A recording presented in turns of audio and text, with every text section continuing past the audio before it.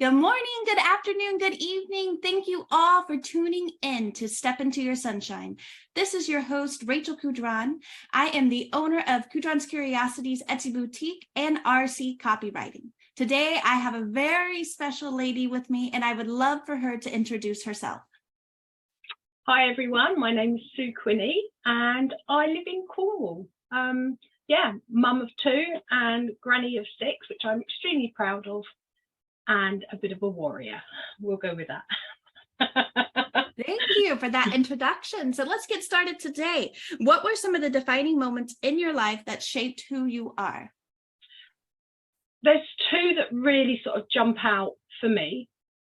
The first one is going back, and at the time I didn't know it was a defining moment, but it was. I was pregnant, and I was extremely poorly, and I was in intensive care. And I remember feeling extremely ill. And all of a sudden, I was up on the ceiling looking down at me in my intensive care bed with everybody running around in a total panic. But I felt amazing. I was total peace. There was no pain. It was actually a really beautiful feeling that I was having. And then I heard my nurse, who not only was she an intensive care nurse, she was a midwife, and she started shouting at me saying, "How dare you? How dare you give up on your husband? He loves you so much and you're just prepared to throw it all in." And I remember thinking, how dare you speak to me like that? Who the hell do you think you are? And with a snap, it literally seconds later, I was back in my body. The pain was all there. I could feel everything, and I was back in the room. A few days later, when I was much better, they said to me, "Oh, we lost you for a while." And I thought, oh, that was a bit weird. But I noticed that things had changed, and things that I could feel and things that I could see had changed. But I kept it to myself because I thought people would think that I'd lost the plot, to be honest. So that was one moment, and I didn't give it much more thought than that. But then roll on another, maybe 20 years. Again, in hospital, I've had an acute illness for a long time. But I'm in hospital, and my consultant is sat on the end of the bed. My husband's next to me, and he said to me, "If you carry on like this," it was in April, "if you carry on like this, you will not be with us by Christmas. Things have got to stop." My husband said to me, "I will support you in whatever you choose to do. You can carry on." I had a bridal shop at the time. It was quite stressful. And he said to me, "If you want to carry on, I support you. If you want to call it quits, I support you." Now, knowing that if I called it quits, it was going to cost us a lot of money. And I looked at him, and he said, "Honestly, whatever decision you choose is the right decision." So I looked at his face, and I thought, if anyone can give that amount of unconditional love, that he's prepared to put up with hell and lose me at the end of it, that is just like mind-blowing. So I took the decision there and then to close my shop. I never went back into it. I remained in hospital while it was closed, and he dealt with all the closure of it. So there I am in a great big house, because I'd manifested this beautiful house, which is another completely different story. So I'm in this gorgeous house, and I was bored senseless. Everybody was out at work, and there I am feeling sorry for myself, just not knowing what to do. And a friend of mine, who was driving me insane on social media, saying, "Join my network marketing company." Oh God, no. You've got to try it. Well, I got so bored, she wore everyone down, that I found myself saying, "I don't want to try your products, but I'll sign up to your company." Moment of madness, if you like. But in doing that, I surrounded myself with such positivity, with women who were real sort of like go-getters, you know, I was just immersed in a completely different vibe. And suddenly I started implementing some of the teachings we were given about positive thinking and mindset. And I started doing it, and slowly my life started changing. And instead of focusing on my aches and pains and my illness, I started focusing on positive things. And that was only 8 years ago that happened. And wow, my life has completely turned 180 degrees. So they would be the two defining moments. Obviously, there's loads of others, but those two really have molded and shaped the way I am today. Yeah. I appreciate you sharing that with us and our viewers. For me, one of the first things that stick out to me is the last thing that you said about network marketing, because I think a few of us had found ourselves in that position where we were like, no, I'm not interested. And then all of a sudden we find ourselves doing the network marketing for whichever company. And I had a very similar experience to you, where when I was still living in the US, I decided, for I don't know why, to sign up to this network marketing company. And I, like you, started to immerse myself within that community and among these people. I didn't know them, but they were full of positivity and drive. Mm-hmm. And at the time, I was also a teacher. And so we didn't have the same type of vibe in the teaching community as you had in the network marketing community. And if I wanted to be part of the company, I was going to be required to put myself out there, to put myself in front of people, to advocate for the products, to go live and other things on social media.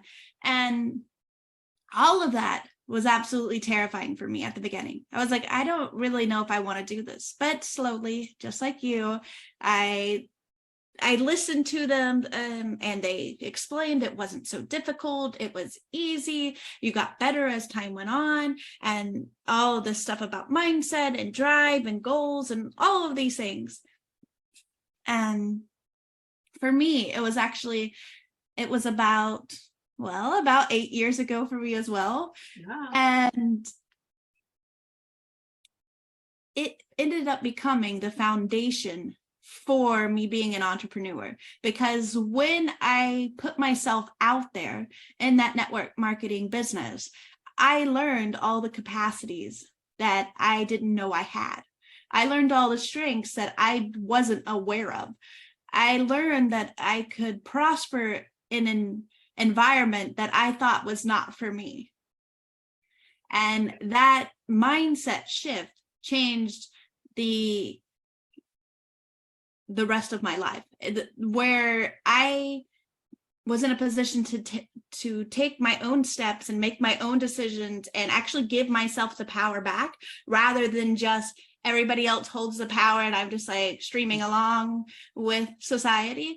It was when I was the owner of the company, I had to take that into my own hands and I had to drive myself. And that was a massive mind shift for me as well.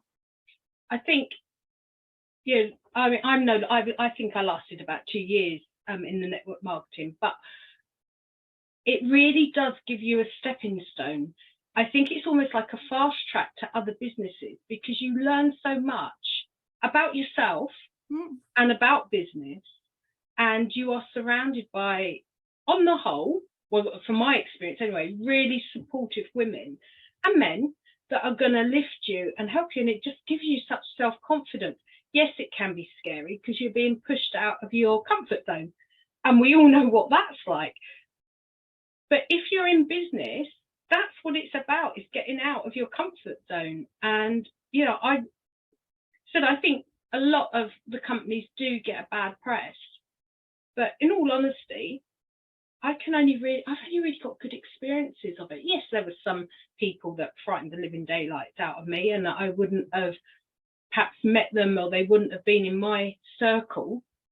but that's good because that's stretching you and you're learning how to deal with everyone. So no, fantastic. You know, and I think you're right. I think so many women, that's how they start. You know, they find what's right for them.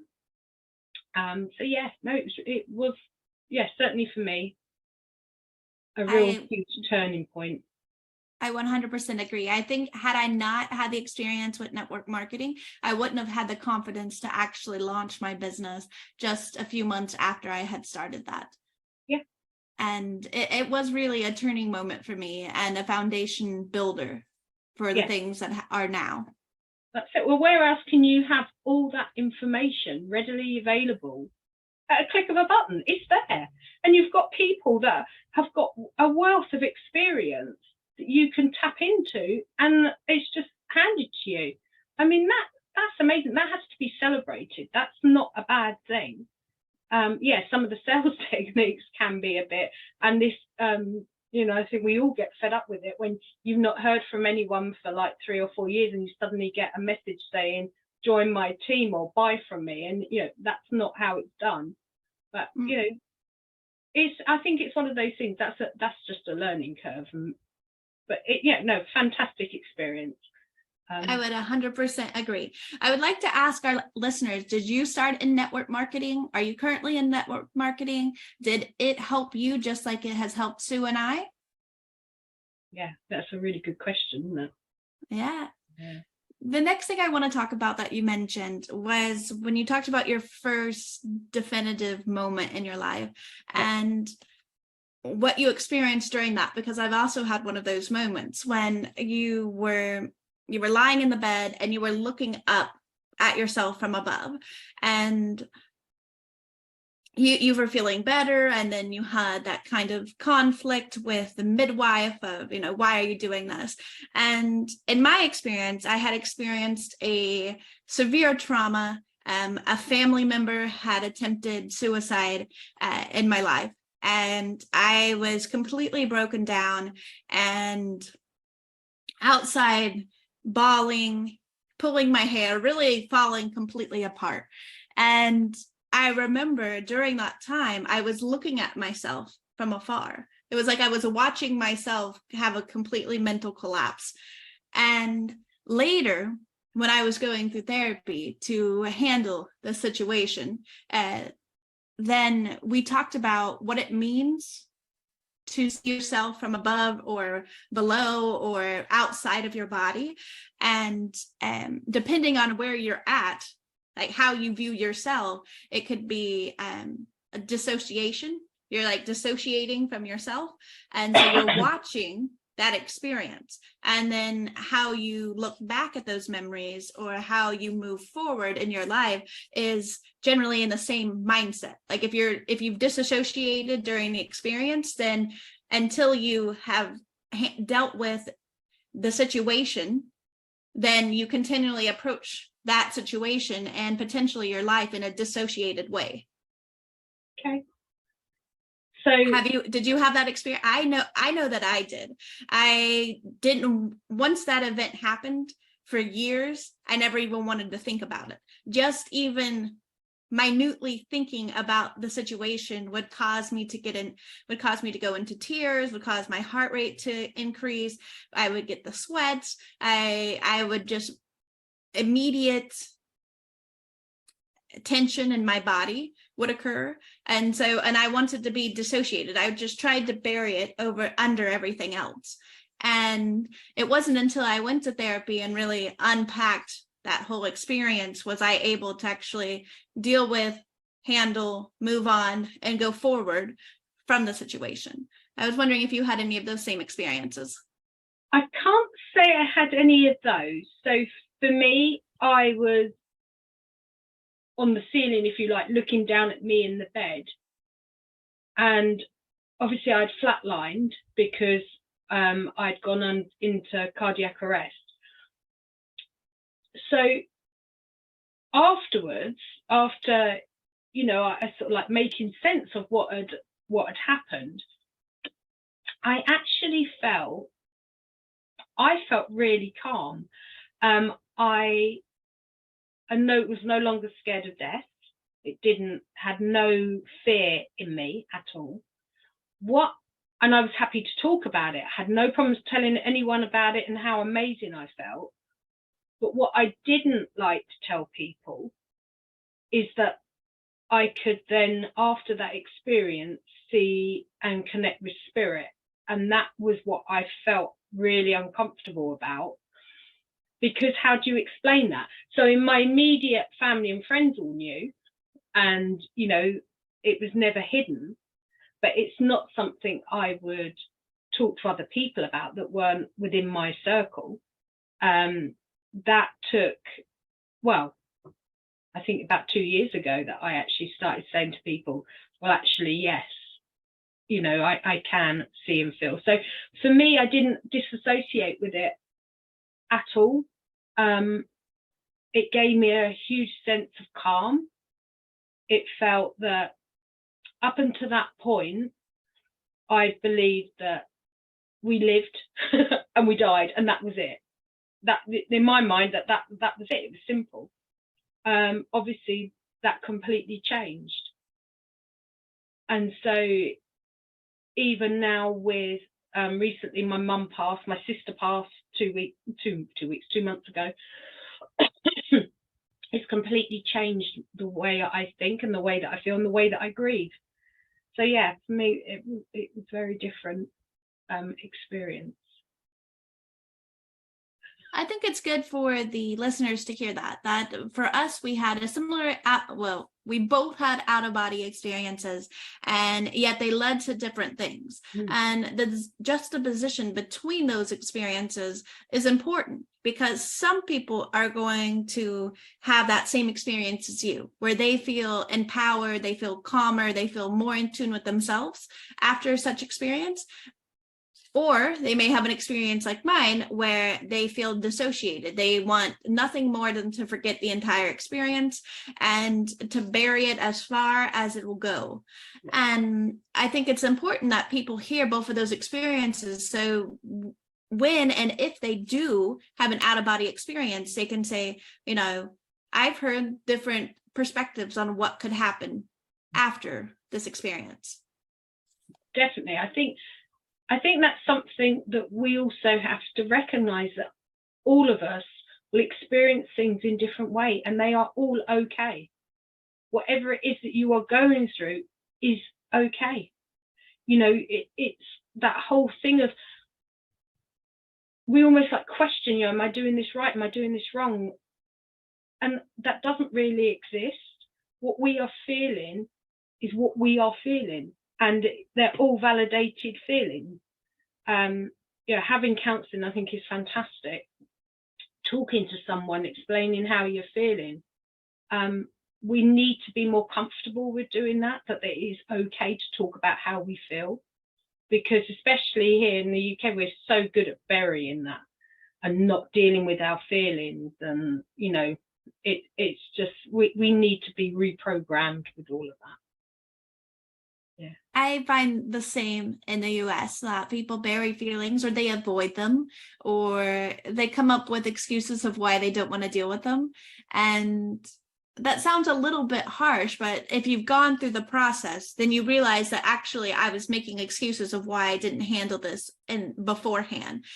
And I think what you said about counseling is very important for people to hear, that it's not a taboo subject. It's not only weird or crazy or people go and see a therapist. It's everyday people just like you and I and all of our listeners that go to therapists that need help in sorting our life experiences. And that's not to say that you're weak or that you have a weakness. It's just that everybody gets overwhelmed, and we all have different varieties of experiences. That some people, the same experience might send them into a stupor, make them unable to go to work, unable to communicate with their spouses, stop them from being a good parent. Why that same experience with somebody else might be nothing. They just like, oh, that it happened in my life and I moved along.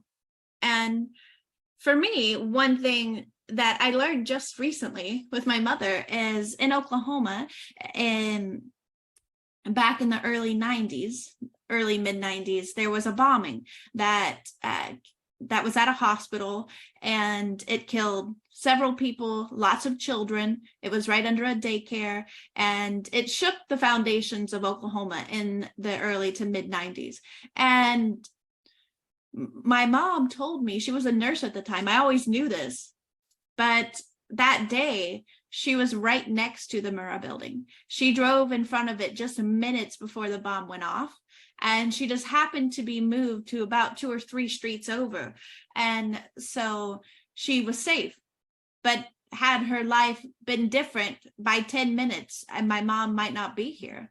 And that was really impactful for me. But for her, she never mentioned it. It was never a thing. She was just like, I just considered myself lucky. And while she considered herself lucky and just sort of moved on with her life, other people that would have the same experience, that might be completely debilitating for them. Yeah, I think that's exactly it. That's why everyone's experiences are different. But going back to something you said right at the beginning of that question was, I've never understood how, as humans, we will get training perhaps to drive a car, to get qualifications, well, absolutely everything, apart from life, when we think that we don't need help and we don't need guidance, and that we should take advice from friends and family who have got no idea what they're talking about. I've always found it really, really bizarre that you would go to someone. It's fantastic to talk to friends and family, and we should. But when things are getting a little bit more difficult, to seek someone that's going to be able to help and let us understand why we're feeling like that is really essential. But again, we see that as a weakness. And I've never quite understood how we get in our own way. And it seems to be, I don't know whether or not it's just the way we're brought up, or I really don't understand it. It's not a question that I've ever really sort of delved into.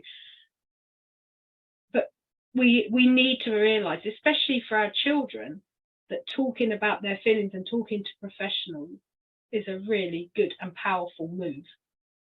And as you said, taking your power back. Yes, I 100% agree that we have to rewrite the story that society is telling us that you look weak, or that you have a weakness, or you're unable to handle your emotions, or you're just, why can't you be stronger? That type of mentality, and rewrite that story and say, it's normal to need support. Yeah. It's normal for things to be overwhelming and in life, and to be at certain stages in your life where you need somebody else that's a professional to help you sort through that experiences or the experiences of your upbringing. And I think that's an important notion for all of our listeners to hear, is that moving forward, we want to be talking about our experiences, rewriting the stories for our children, and being examples for them that it is okay to talk about our feelings. It's okay to go to therapy. It's okay to share our experiences with the world, that we've had these experiences. We're not going to be contained or caged anymore in what society tells us we should be like. We're going to step into our sunshine and share our experiences, our light with the world. Definitely. I love when we understand that we are just like the sky. As a person, we are like the sky, and the clouds are our feelings that come and go. And some of those feelings are good, and some of them are like black clouds and thunderous, and they upset us and they knock us, but they will soon pass. And understanding that and just seeing it for what it is, feeling how we feel. Crying is so good. Just let it go. Sit with it, let it go, and then get help if you need to. But you will find that everything does pass in its own time. But when we dwell on it and focus on it, I mean, to think that I used to suffer with such severe anxiety that I couldn't open the front door, I couldn't pick up the phone. I would literally sit on the floor in my kitchen because otherwise people would see me walking past and looking through the window because I felt so ill, couldn't deal with anything.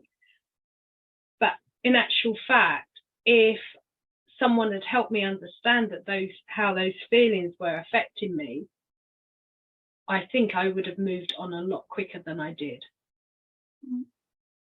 So yeah, very important. I love your analogy about the sky, and that, not all clouds are white and puffy and, inviting, that there's dark ones as well, and yet they still all pass. And that, through different stages in your life, you also go through different seasons of emotions. And it's important to remember that things are not permanent. And that was one of the very significant lessons I learned in therapy, was that some of the things that my therapist helped me do, we used EMDR treatments and touch treatments, tapping. And it was like remembering the experience like you're on a train. You're coming around, here's your experience in your mind, and then you're moving past it. And the idea and analogy behind that was that this is it, you're not just stuck here in this situation forever, is that this is going to pass and you're able to move past it and move forward. And I think that is something wonderful for everybody to hear and to acknowledge, and that you're not in the season forever. No, definitely not. Definitely not. The next thing I want to ask you is, you mentioned lots of health problems and potentially mental struggles that you went through in conjunction with your health problems. What strategies did you use to cope with the challenges that you faced? Well, for 35 years, I didn't. I was a victim to my illness. I just sat in it. I rolled from one day to the next. And then the positive thinking, that's really how, for me, how I started lifting myself out of it, was when I joined the network marketing company. One of them said, they told me about, it's called 5-minute journal. And you were to do it every morning and every night. And it was to write 3 positives in the morning, 3 things that you were grateful in the evening, and something you could have done better. So I started with that. I would have it by my bed, and I would do it every single morning. And that started refocusing on the things that I had got, the things that were positive, rather than focusing on everything that was wrong. I started focusing on everything that was good. And that's really how it started. I then got into watching, it was so funny when I think back now. All my family and friends would be, for goodness sake, all this positivity. I'd change. I'd get people saying to me, you've changed. But I actually started focusing on what I was feeling and what I want and how I wanted to feel. They were 2 very different things. I was not in alignment. So yes, I was saying I wanted to feel better, but I wasn't actually doing anything to help myself feel better. So when I started sort of looking within, actually, what is it that I want? What do I need? What is going to make me feel better today? And I started doing really, really little steps. And I would forget to write in my journal, and then I'd take myself back to it and start all over again. I kept remembering that someone had said to me, you need to turn something into a habit, you need to do it for anywhere between 22 and 30 days on the go. So I would literally, every time I had a bad day and fell off the boat, I'd go back to day one. And things started changing. I've got to tell you one funny little story. So imagine I racked, alongside my illness, racked with rheumatoid arthritis. I couldn't move. All my joints were seized. I was walking on sticks, and my consultant had said we needed to discuss about me going into a wheelchair because movement was getting really difficult. I had a Motability car because I was so I couldn't walk. I couldn't do anything.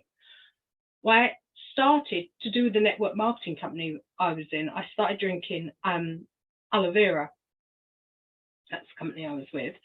And can you believe that a year after that I'd had this conversation with my consultant, I walked into his consulting room in 4-inch heels without sticks, and all my joints were moving. And I walked in and he went, "What the hell's happened to you?" He was like, "I don't understand it." So I started telling him that I was taking Forever Living aloe gel. And he turned around and he said to me, "Yes, we know it works, but we can't do it. We're not allowed to say that." He was like, "Just keep doing what you're doing." How I felt for being able to walk tall in heels and feeling good about myself. Now, don't get me wrong, I did struggle. I couldn't do that every day. I still had bad days. But 8 years on, I have no signs of rheumatoid arthritis at all in any of my joints. I'd been racked with it. So turning that around, thinking positively, looking at mindset, being in alignment with how I feel, knowing my body, that is insane. And I will quickly add, I no longer drink aloe vera. That's another story, but I'm not allowed to have it anymore. But yeah, wow, what a turn of events, because I started writing 3 positives every morning. That's really how it started for me, just turning that around. And then one thing led into another, because as you start to feel better, you think, "Oh, what else can I do? What more?" And you start looking at different things and seeing things differently. Whereas before, everything I looked at, I was probably seeing exactly the same thing, but it was how I was processing that information of, "I can't, that's going to hurt, I'm incapable of doing that," because you're conditioned. So yeah, that's for me. You are such an inspiration too. That story gave me chill bumps when you were talking about it. I could just picture in my mind like you walking in these 4-inch heels, and I'm looking at you and I can see your hands moving, and that is amazing. That is such an incredible story, and I know that will move so many people, because whether it's rheumatoid arthritis or something different, then there's many people that feel that they can't move, or that it's too much today, or that they have high anxiety or stress, and that you started transforming your life just by journaling is also incredible. And for me, I've experienced when I wrote 3 grateful things at the end of every day, it really transformed how I viewed the day, because I was looking for, then my focus was on, what am I grateful for today? Rather than what's going wrong or what's the problems or I'm feeling this or I'm feeling that. It was sort of, my emphasis was then on what am I feeling grateful for? And that transformed how I approached the day, how I interacted with my husband, how I interacted with my child. And I definitely believe that journaling has a lot of power. I also want to indicate for everybody the power of your mind. Like for you, the power of the things that you were saying to yourself before and after had a massive transformation on what your body was actually able to do. And the power of your thoughts, just that if you start putting new things into your mind and you start telling yourself new things, then your body, in my opinion, rises to the occasion. Definitely. But you saying that, I've got another little story, which is it's just happening at the moment.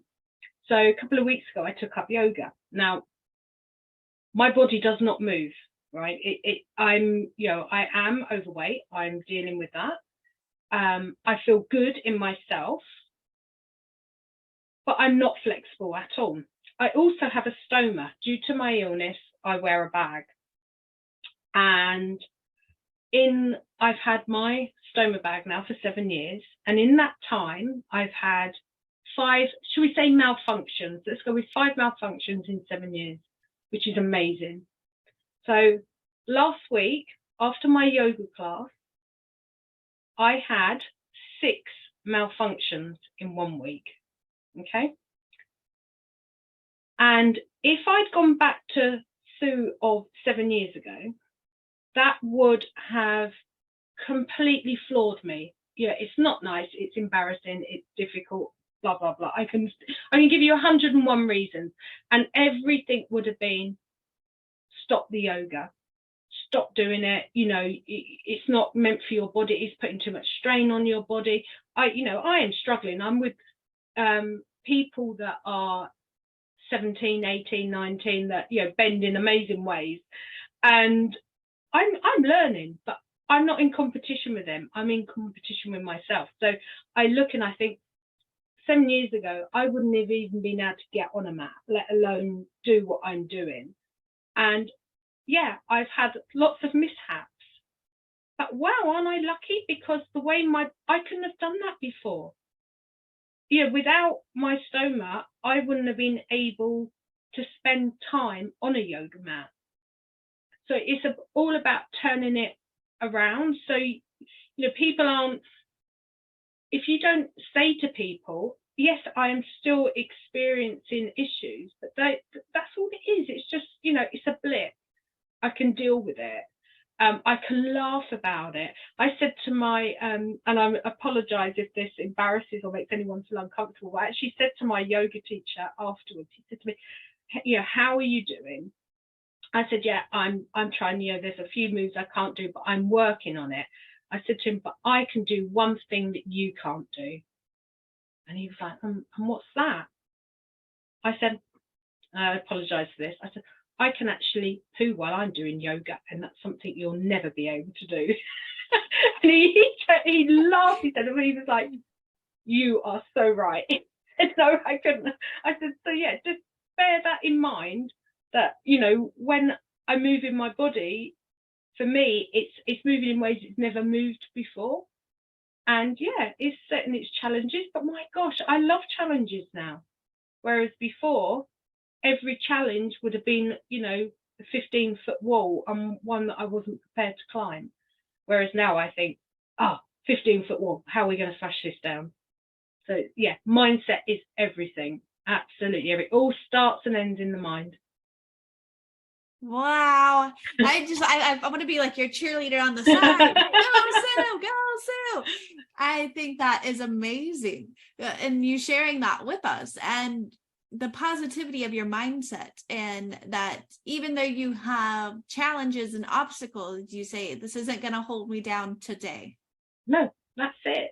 And I think it's really important to say that, I still have bad days, and many people that are in my position still have bad days, but the difference is now you see it for what it is. It is a bad day, it may be a bad hour, it may be challenging at this particular time, but that doesn't define my whole life. Before it did. It did define, my illness defined me. And it always makes my heart bleed a little when I see people who have got long-term illness and the way they speak and refer to it. Because if you say, I've got this, I'm feeling pain, I'm feeling whatever it is, you're actually drawing that in. Law of attraction means that you are going to be feeling even worse. And that's something that I used to do. And it does, realizing that actually, my illness is still there.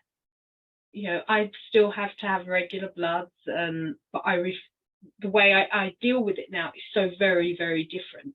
And mindset is my first port of call, not medication. I had fentanyl patches. I was on the highest dose that you could have. And one of my doctors said to me one day, and this really hit home, he said to me, if you were involved in a car accident, we could not give you pain relief. He said, because you are on the maximum. And I remember thinking, oh my gosh, yeah, that hit me. And I was like, what am I going to do Because again, in society, what happens, and I totally get it, and I'm not dissing anyone that's in that position, but your pain increases, you give them pain relief and your body adjusts to it, so they up it again, and then your body adjusts. And before you know it, you're on full doses and you're stuck. And that was a huge one for me, in that looking at myself and going, okay, I have got to take some responsibility for this. How am I going to cope with my pain? I don't take anything at all now. Absolutely nothing. Even I'll take paracetamol if I've got a cold, but I won't even take it for a headache. I take other things. And it's understanding how your body works. That's why we have to take some of the responsibility for our bodies and not run to doctors who, don't get me wrong, fantastic. I owe them my life on many occasions, but they don't know everything. And we have to take some of that responsibility.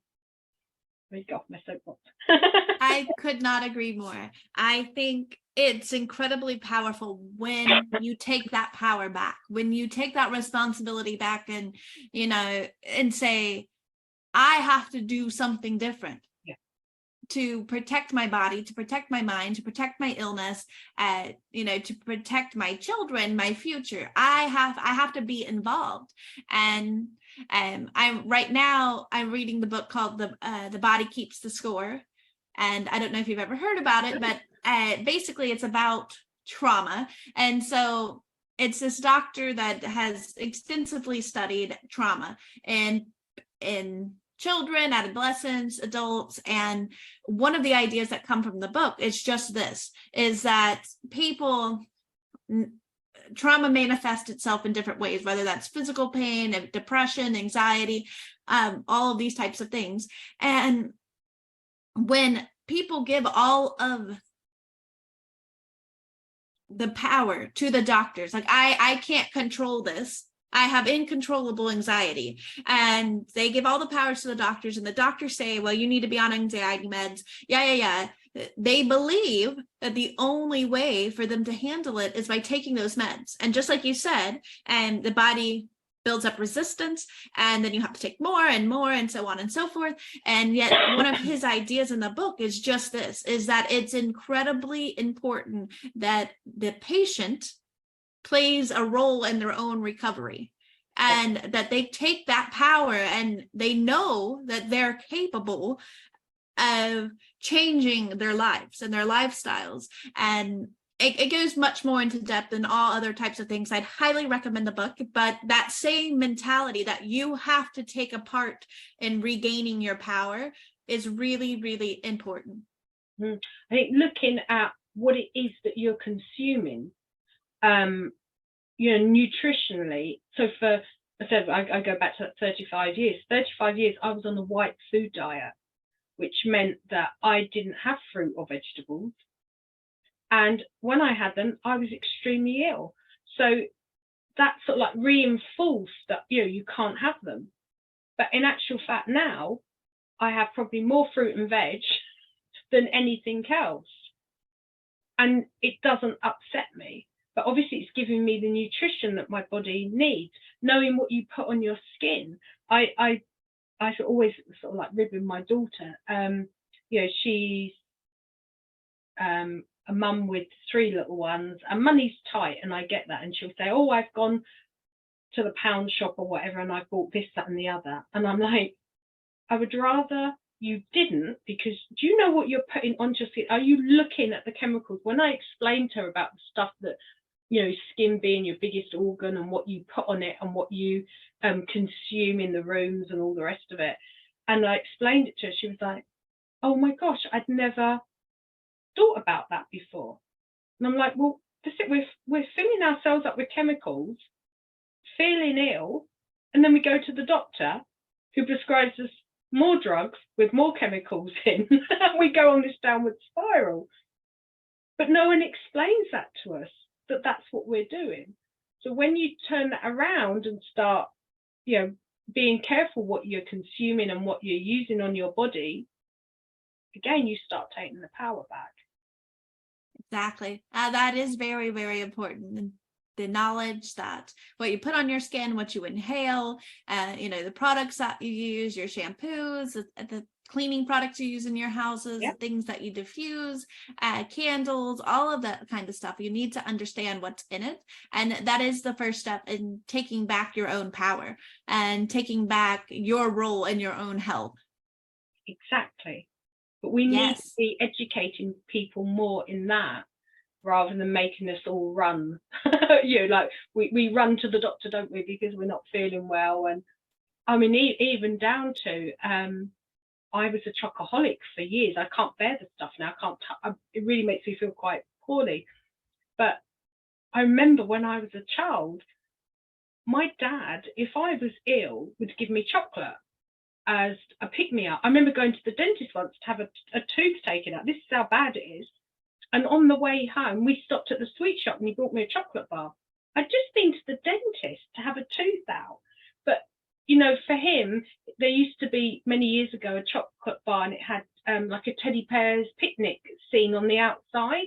Mm-hmm. So he would buy me this chocolate bar and he would hold my hand, and we wouldn't skip, but we would walk down the road and he'd be singing to me, today's the day the teddy bears had a picnic.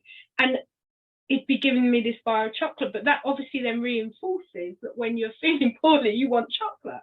Yes. It's all these things. It's just, understanding how our body works and being a bit more clued up on what we're doing. Yes, more aware. Absolutely. To finish this episode off today, because we've talked about such important topics, and for our listeners, I would love to hear your thoughts on what we talked about. Have you had similar experiences? Do you have additional experiences that you would like to share with us? And for Sue today, the last question is, what advice would you give to someone who is trying to find their path in life? I would say, listen. So to be quiet, to meditate. I meditate every day to actually hear what I want, because I think we easily get dragged into what we think we should be doing as opposed to what our soul needs. So I'm a healer, so I'm an intuitive healer. So for me, spending time with people and understanding what it is that they need, and then getting them to realign and reconnect. Because as we often go down the path, we're a wife, we're a mum, we work in a job just to pay the bills, and we lose our spark. So we need to reignite that. So by looking within, spending some time, having all the feels, how does that make you feel? What excites you? What makes you want to jump up in the morning and go to work? I mean, I work 7 days a week, but it's not work. I love what I do. And I think that's so important, that we discover, and the only way we discover what we want is by being quiet and looking within, feeling it. So I'd say to anyone, if you can't or you don't like to meditate how we would think of it, then just go for a stroll in the woods. Just be on your own. Don't even take the dog, just go on your own and just be in your thoughts, be present, and ask yourself the questions: what makes me happy? What do I love to do? And then when you start understanding that, you can then start putting things in practice to bring that together. So you may have to retrain, you may have to learn new skills, you may have to take a risk, but I strongly believe that when you jump, the universe catches you. So I would just say, be quiet, decide what it is you want to do, and then just do it. Thank you. That is brilliant advice. And I love the part where you said, I believe when you jump, the universe catches you. I think that is very true. And I also align with that statement. And I think many other entrepreneurs and women and men in their lives will agree that if you just jump and you're ready, then the universe will catch you and teach you what you need to know and guide you in the direction of where you need to be to make those things happen. Definitely. Because when you come to the end of life and you're left with your thoughts, as I said, I've been there many times before, it's not about what you own. It's not about, what car you've got, where you live. It's not about, how many amazing pairs of shoes you've got in your cupboard. Believe me, I like good shoes. Not that I ever wear them, I just look at them. It's about your relationships and how you love. And so that's why it's so important that you align yourself with what brings you happiness and joy and what you get a kick out of and what you love to do, as opposed to, doing a job that's giving you all the money, but it's of no use to you when you're not here. So feed your soul. Yes, feed your soul. I love that so much. Sue, I want to thank you so much for coming on today and sharing your wisdom, your experience, and inspiration with all of us. I know that I am feeling inspired and empowered after this conversation, and I know that our listeners will as well. I would love for you to share with all of us how we can get in contact with you. How can we get connected with you? So the best way to get hold of me is actually on Facebook. I'm not very good at Instagram. And you can find me, my personal page is just the Quinney, or From a Place of Love. That's my business name, if you like. So I have a group of amazing people. I have a page as well, but I'm not so good at page. I believe in living in the moment. So but come find me. Love to meet you all. And thank you so much. It's been an absolute pleasure. For all those that are listening, we have episodes every Monday and Thursday at 8 p.m. UTC time, 7 p.m. GMT time, and 1 p.m. US Central Standard Time. I can't wait for you guys to tune in next time, and I will see you soon.